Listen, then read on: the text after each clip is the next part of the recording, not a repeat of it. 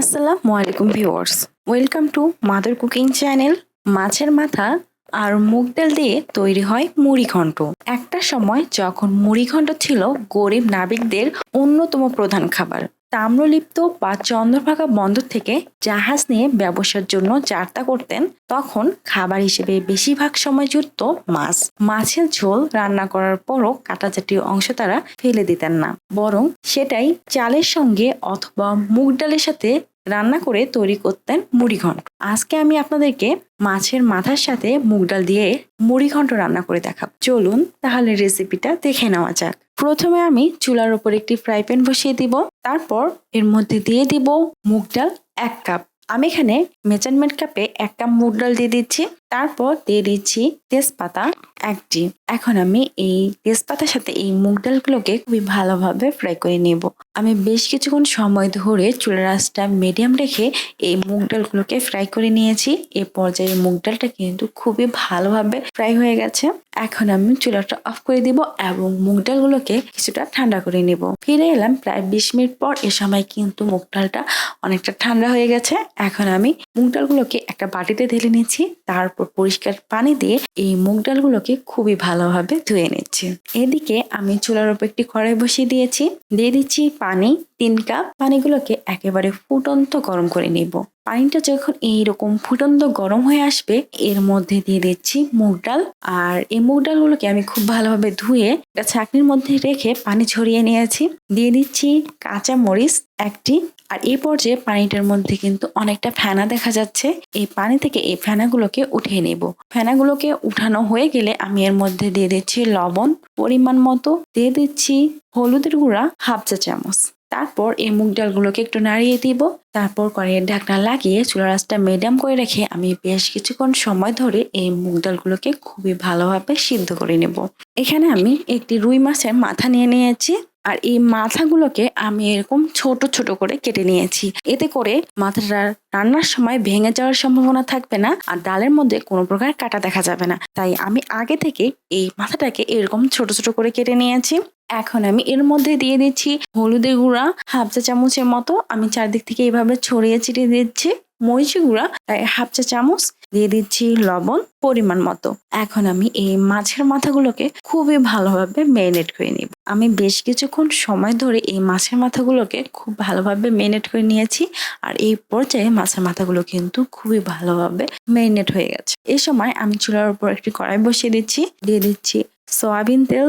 এখন আমি এই মাছের মাথাগুলোকে এই সয়াবিন তেলের মধ্যে খুবই ভালোভাবে ফ্রাই করে নিব। আমি বেশ কিছুক্ষণ সময় ধরে এই মাছের মাথাগুলোকে ফ্রাই করে নিয়েছি। আর এই সময় মাছের মাথাগুলো কিন্তু খুবই ভালোভাবে ফ্রাই হয়ে গেছে।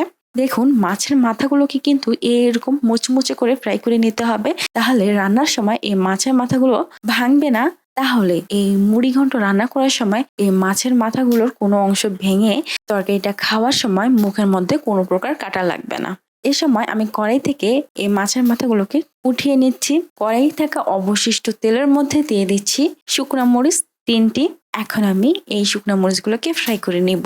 বেশ কিছুক্ষণ সময় ফ্রাই করার পর এই শুকনো মরিচগুলো এই সময় কিন্তু মুচমুচে ফ্রাই হয়ে গেছে এবং শুকনো মরিচ থেকে স্মেল ছাড়তে শুরু করে দিয়েছে। দিয়ে দিব জিরা 1/2 চা চামচ। এখন আমি চুলার মিডিয়াম লো আঁচে এগুলোকে খুব ভালোভাবে নাড়িয়ে দিব। এই সময় দিয়ে দিতে হবে রসুন কুচি 1 টেবিল চামচ, আদা কুচি 1/2 টেবিল চামচ। তারপর আমি আবারও এগুলোকে খুব ভালোভাবে ফ্রাই করে নিব। আমি প্রায় আদা ও রসুন কুচি যখন 50% মতো ফ্রাই হয়ে যাবে, তখন এর মধ্যে দিয়ে দিতে হবে পেঁয়াজ কুচি 1/2 কাপ। এখন আবারও এই সব উপকরণকে ফ্রাই করে নিতে হবে। আর পেঁয়াজটা যেন তাড়াতাড়ি ফ্রাই হয়, তাই আমি এর মধ্যে দিয়ে দিচ্ছি লবণ পরিমাণ মতো। এই তরকারিটাতে যে লবণ লাগবে তা আমি এখন একেবারে দিয়ে দিচ্ছি।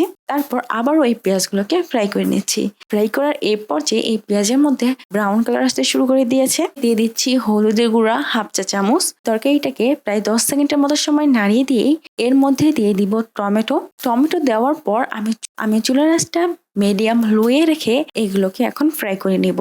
টমেটোটার কাঁচা গন্ধ চলে যাওয়া পর্যন্ত এগুলোকে ফ্রাই করে নিতে হবে। আর এদিকে আমার মুগ ডালটা কিন্তু খুব ভালোভাবে কুক হয়ে গেছে এবং মুগ ডালের মধ্যে খুবই অল্প পরিমাণে পানি দেখা যাচ্ছে। এই পর্যায়ে কিন্তু আমি চুলাটা অফ করে রেখেছি। আর এ সময়ে টমেটোর মধ্যে যে কাঁচা গন্ধটা ছিল তা কিন্তু একেবারে চলে গেছে। এখন আমি এর মধ্যে দিয়ে দিচ্ছি আগে থেকে ফ্রাই করে রাখা সেই মাছের মাথাগুলো। তারপর আবারও চুলার লো আছে এগুলোকে বেশ কিছুক্ষণ সময় ধরে ফ্রাই করে নেব। ফ্রাই করার পর যখন দেখবেন টমেটোটা একেবারে গলে যেতে শুরু করে দিয়েছে, এর মধ্যে মুগ ডালগুলোকে দিয়ে দিতে হবে। আমি এর মধ্যে মুগ ডালগুলোকে দিয়ে অনবরত কষিয়ে কষিয়ে এগুলোকে রান্না করব।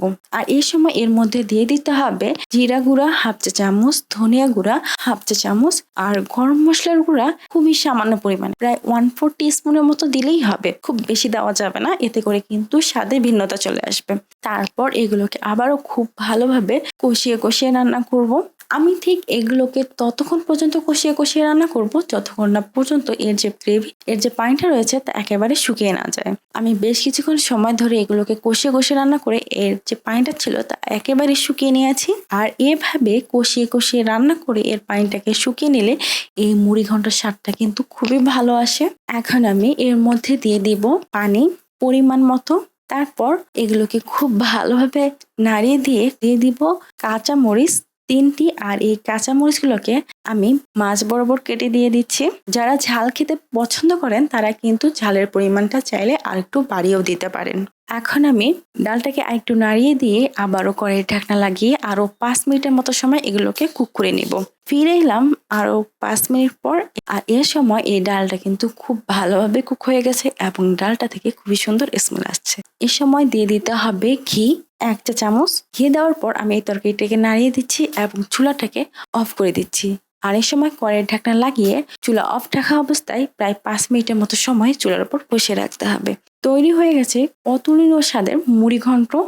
আপনাদের সকলের কাছে আমার একটা প্রশ্ন, বলুন তো কোন তরকারিতে তেল ব্যবহার করা হয় না? নিশ্চয়ই ভাবছেন এটা আবার কোন তরকারি। হ্যাঁ, আমাদের উত্তরবঙ্গের ঐতিহ্যবাহী রান্না পেলকায় কোনো প্রকার তেল ব্যবহার করা হয় না। খুবই অল্প উপকরণে এই পেলকাটা রান্না করে নেওয়া সম্ভব। অবশ্যই আপনাদের মনে প্রশ্ন জাগছে যে কি এমন পদ্ধতিতে এই তরকারিটা রান্না করা হয় এটাতে একেবারেই তেল ব্যবহার করা হয় না।